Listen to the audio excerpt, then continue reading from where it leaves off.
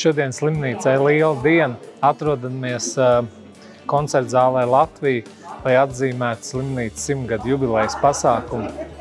Godinājām mūsu ilgadējos darbiniekus, kas ir nostrādājuši vairāk nekā 40 gadus, un tādu bija gana daudz.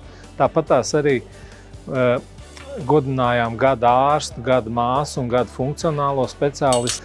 Tāpatās arī šajā pasākumā piedalījās mūsu sadarbības partneri, slimnīcas vadītāji no visas Latvijas, ļoti daudz veselības aprūpes sistēmas darbinieku un iesaistīto.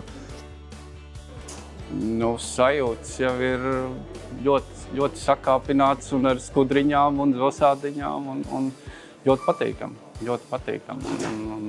Ir patīkams saprast, ka tas ir pilsētas novada un varbūt arī blakus novada cilvēku novērtējums un izbaudīt to brīdi. Mans novēlējums, droši vien es biju domājis kaut kādu ļoti oficiālu novēlējumu, bet es gribētu izmantot, es jau Kurzemes televīzijai teicu, es gribētu izmantot pārtrumpot veselības ministru. Viņš bija vēlējis daudz 10 gadus, tad es viņu gribētu pārtrumpot. Es ceru, ka viņš nedusmosies par to, bet es novēlētu daudz 100 gadus mūsu slimnīcu. Slimnīca tas jau nav tikai ēka. Tas tiešām slimnīca ir nozīmīgs visa reģiona attīstības objekts, jo mēs jau redzam arī mūsu slimnīcu, Ventspils slimnīcu par šiem 100 gadiem no 2 ēkām Vasarnīcas ielas malā. Šobrīd jau ir kļuvusi par nopietnu ārstniecības iestādi ne tikai Kurzemē, bet arī Latvijā. Un šodien mēs tiešām suminājām ikvienu, gan ārstu, gan medicīnas māsu, gan sanitāru, laboratorijas darbinieku.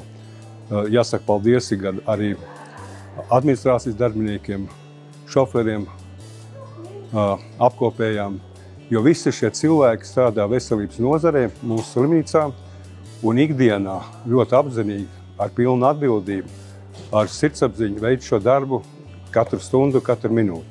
Un mēs galvenais zinām, ka ar zināšanām vien jau nepietiek. Ir vajadzīga arī sirds. Un to es arī novēlu visiem mums, visiem, kas strādā medicīnas nozarē, Ventspilī un citur, nepazaudēt šo sirdi.